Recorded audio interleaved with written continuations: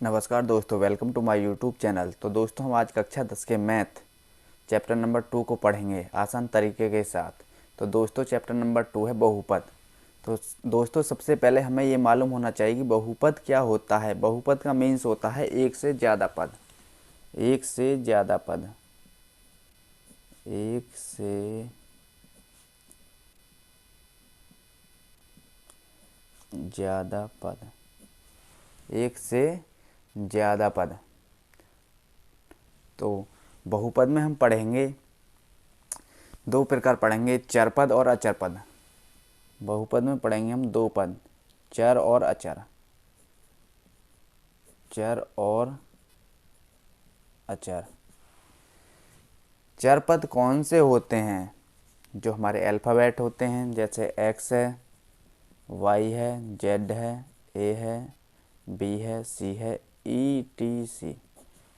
E T C जितने भी हमारे अल्फ़ाबेट हैं वो क्या होते हैं? चर पद होते हैं। अचर पद, अचर पद जो होते हैं मेरे कांस्टेंट टर्म होती हैं। कांस्टेंट टर्म बोले जैसे 2 है, 3 है, 5 है, अंडूट का 7 है और तुम्हारे 100 हैं, ई टी सी। जितने भी मेरे कांस्टेंट टर्म होंगे वो क्या होंगे? अचर पद होंगे।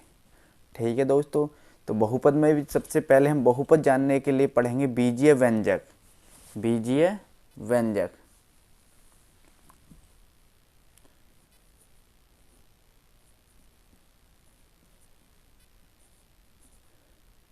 बीजीय व्यंजक। बीजीय व्यंजक क्या होता है उसके बारे में पढ़ेंगे सबसे पहले। यदि बहुपद आपको अच्छे से पढ़ना है तो बीजीय व्यंजक जो होता है, कुछ निश्चित चर, कुछ निश्चित चर तथा अचर राशियों के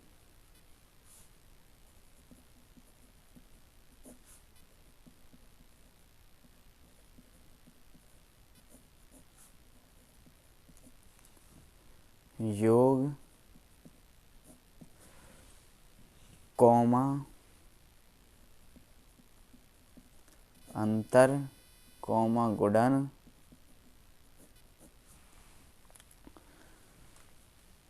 कौमा भाग इत्यादि इत्यादि के संयोग से बने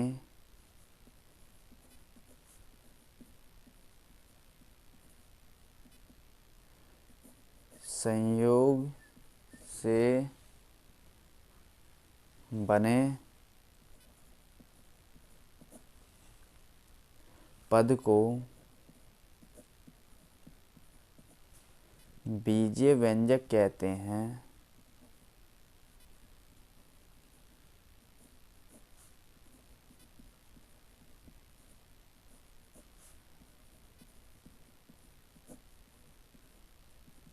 बीजीय व्यंजक कहते हैं।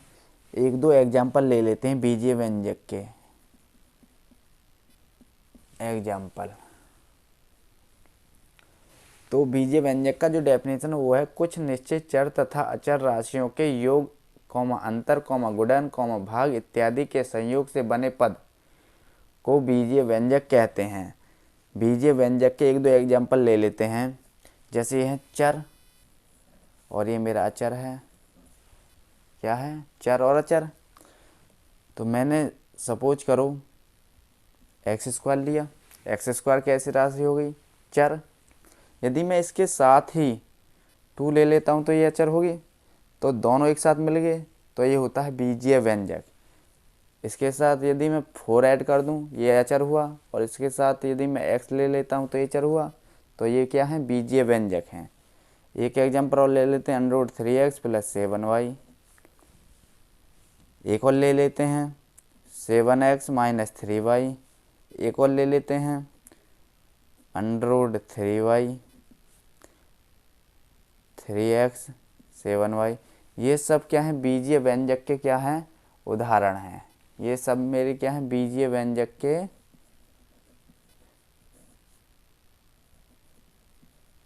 व्यंजक के एग्जाम्पल हैं। तो बीजीय व्यंजक के बाद आता है मेरा बहुपद। क्या आता है? बहुपद।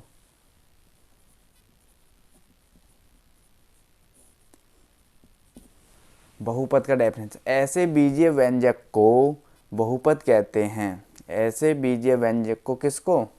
जो मेरे बीजीय व्यंजक थे उन्हीं को मैं क्या कहता हूँ? बहुपद कहते हैं। ऐसे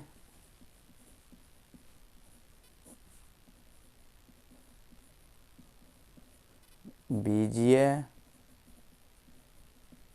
व्यंजक को बहुपद कहते हैं।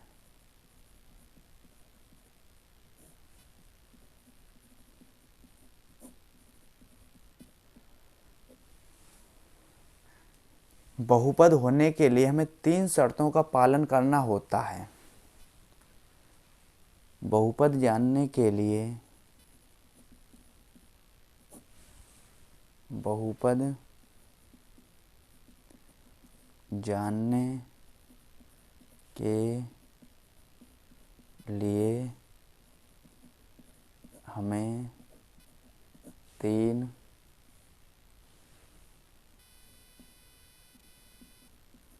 शर्तों का पालन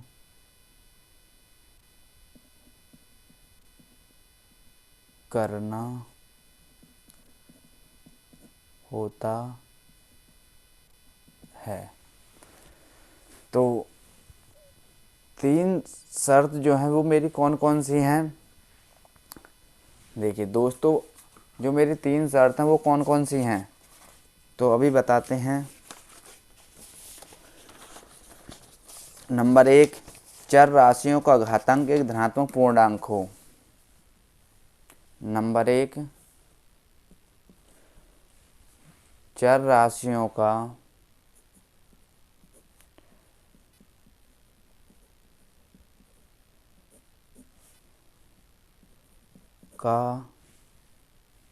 घातांक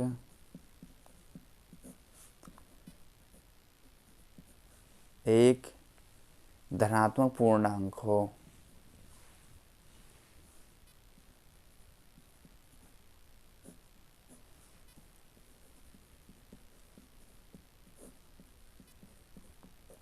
नंबर 2, चर राशि का घातांक एक धनात्मक पूर्णांक हो। कितना नंबर होगी? नंबर 2, पदों की संख्या निश्चित हो।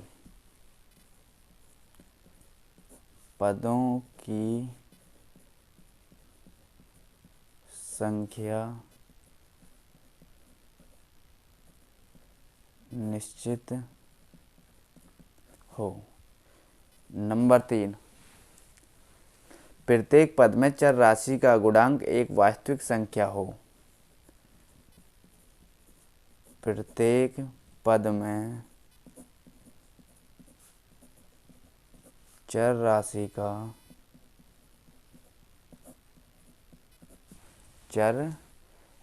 का गुणांक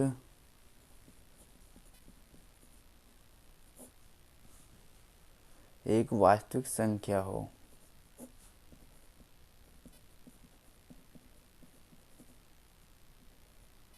वास्तविक संख्या हो। ठीक है, तो एक आधा एग्जाम्पल ले लेते हैं कि मैं कम से कम 4 एग्जाम्पल लूँगा। उसमें हमें ये बताना है कौन सा बहुपद है, कौन सा बहुपद नहीं है। x³ plus 2x² plus 7x, ये पहला एग्जाम्पल। दूसरा एग्जाम्पल x² माइनस 1/x। तीसरा example 2x² minus x plus 7। चौथा एग्जाम्पल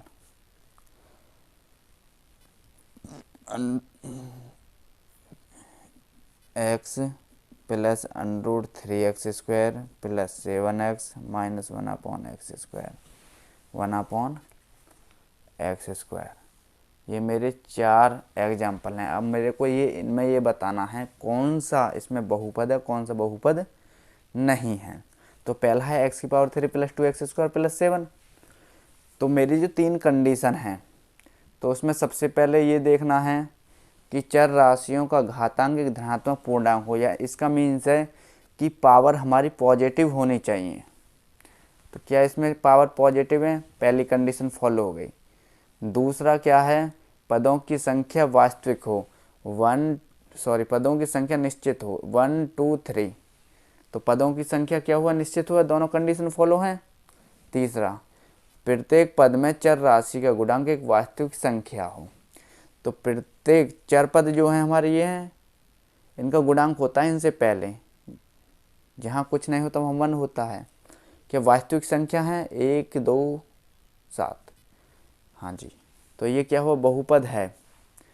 दोस्तों यदि जहाँ 1/n में आ जाए कुछ भी देखने के लिए, 1/x हुआ, 1/y हुआ, तो वो हमारा बहुपद नहीं होता है। इसमें निश्चित है ये बहुपद है, इसमें 1/y ये बहुपद नहीं है। तो बहुपद के अन्य प्रकार देखते हैं।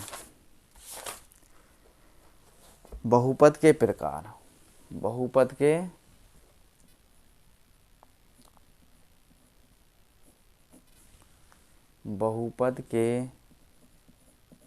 प्रकार, बहुपद के जो प्रकार होते हैं वो होते हैं 3।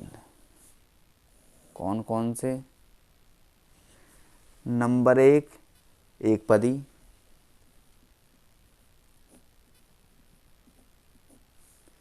नंबर 2 द्विपदी,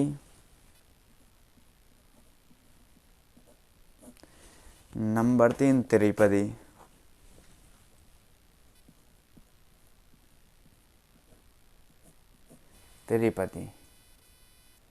तो अब हमें ये बताना है एक पदी कौन सा होता है, द्विपदी कौन सा होता है और त्रिपदी कौन सा होता है, जिसमें ओनली सिंगल राशि हो, सिंगल राशि वो एक पदी होता है। जैसे x² है, x है, 7x है और माइनस का 3y है, etc।